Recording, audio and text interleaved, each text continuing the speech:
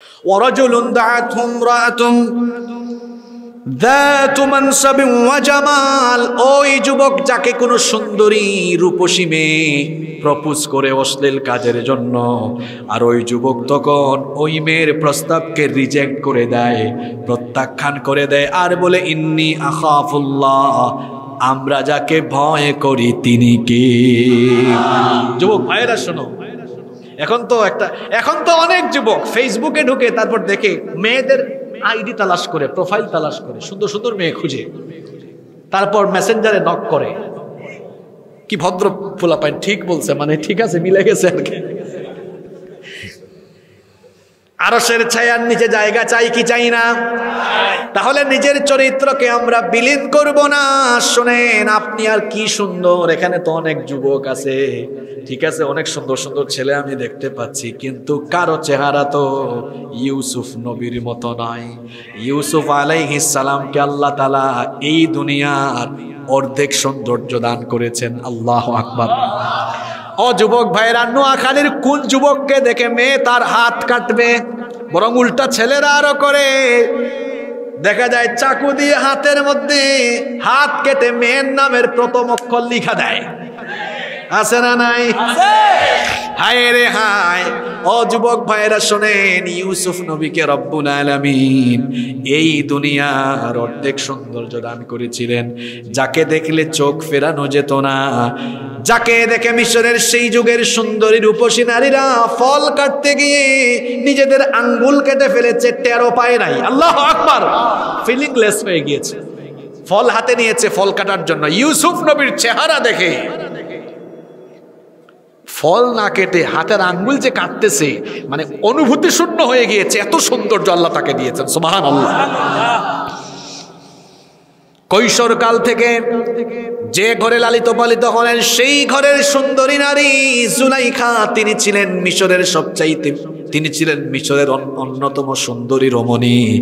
জুলাইখা সেই কৈশোরকাল থেকে ইউসুফ নবীকে তার চোখের সামনে দেখেছেন। ইউসুফ নবী বড় হয়ে উঠেছেন, যৌবনে পদার্পণ করলেন, আমন্ত্রণ জানালো। 7টা দরজা ছিল, সবগুলো দরজায় তালা লাগায়, সবগুলো দরজা বন্ধ করে দিল। ইউসুফ নবীকে তারপরে প্রপোজ করলো, দেখো এখানে তুমি আর আমি, আর কেউ নাই, আসো আমার মনোবাসনা পূর্ণ করো। সে যখন কুপ্রস্তাব দিল, ইউসুফ নবী তখন মনে মনে ভাবছেন, এই দুষ্ট মহিলা কি বলে, সে বলে এই ঘরে নাকি আমি আর সে, আর কেউ নাই, অথচ আমরা যেখানেই থাকি না কেন আমাদের সাথে আছেন কে? সব দেখেন কে? ইউসুফ নবী এই মহিলার প্রস্তাব দেওয়ার পর ইউসুফ নবী তখন কি রিপ্লাই করলেন শুনেন। এখন তো কোনো ছেলেকে কোনো মেয়ে যদি বলে খালি আই লাভ ইউ, আরে বাপরে বাপ, খুশি হয়ে সাথে সাথে বলবে আই লাভ ইউ টু। ঠিক আছে কথা? ঠিক আছে, মেনে ফেলেছে। আই লাভ ইউ লিখেছে, কয় আই লাভ ইউ টু। আর ইউসুফ নবীকে 7টা দরজা বন্ধ করে দিয়ে নির্জন জায়গায় ডেকেছে মিশরের সুন্দরী নারী জুলাইখা। বলেছে এখানে তুমি আর আমি, কেউ জানবে না। কুপ্রস্তাব যখন দিয়েছে, রিপ্লাইটা কি দিলেন শুনেন। আল্লাহ সূরা ইউসুফের মধ্যে বলেছেন, তিনি তখন বললেন মাআযাল্লাহ, তিনি বললেন আমি এই তোমার কুপ্রস্তাব থেকে আল্লাহর কাছে পানাহ চাই, আমি এই কুপ্রস্তাব থেকে পানাহ চাই। তুমি বলছো কেউ নাই, আমার রব আমাকে দেখছেন। ইউসুফ নবী দেখলেন এই দুষ্ট মহিলা যে কোনো উল্টাপাল্টা কাজ করে বসবে, এই জন্য তিনি তার চরিত্র হেফাজতের জন্য আল্লাহর উপর ভরসা করে তালাবদ্ধ দরজাগুলোর দিকে তিনি যখন দৌড় মারলেন, আল্লাহ তার নবী ইউসুফ আলাইহিস সালামের উপর খুশি হয়ে 7টি দরজা, সবগুলো দরজা তিনি তার আপন কুদরতে খুলে দিলেন। যুবকদের চরিত্র যেন এমন হয়, কলেজে বিশ্ববিদ্যালয়ে পড়ে মেয়ের জন্য পাগল পাড়া। আমাকে 2-3 সপ্তাহ আগে পুলিশের এক ভাই ফোন দিয়ে বললেন, হুজুর আমার ছেলেটা মাত্র ইউনিভার্সিটিতে উঠেছে, 1-2 সেমিস্টার পড়ছে, এখন আর যায় না, কোন সময় যে সুইসাইড করে। কইলাম কি হয়েছে? কয় এক মেয়ে তারে পাগল বানায়া ফেলেছে। এইরকম রুগী এখন সমাজের মধ্যে আছে না নাই? খবরদার যুবক ভাইয়েরা, পড়ালেখার বয়সে এই সময়টা হলো কেরিয়ার সুন্দর করার, কেরিয়ারকে উন্নত করার জন্য লেখাপড়ায় মনোযোগী হওয়ার বয়স। এই সময় মেয়ের পিছনে ঘুরঘুর করার বয়স নয়। এই সময়টা হলো আজান হলে নামাজে গিয়ে চরিত্র ঠিক করার বয়স। এই বয়স হলো কোরআন সুন্নাহ মোতাবেক নিজের চরিত্র সুন্দর করার বয়স।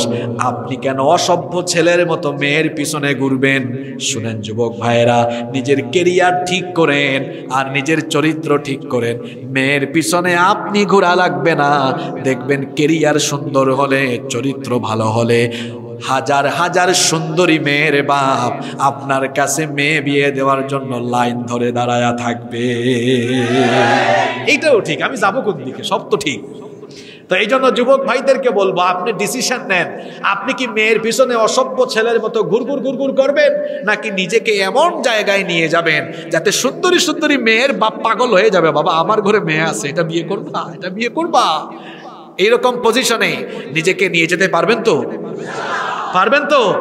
এরকম পজিশনে নিয়ে যেতে হলে মেয়েদের পিছনে অসভ্য ছেলের মতো ঘুরঘুর ঘুরঘুর করা যাবে না। চরিত্র হেফাজত করতে হবে। চরিত্র হেফাজত করলে ওই যুবককে আরশের ছায়ায় জায়গা দিবেন কে?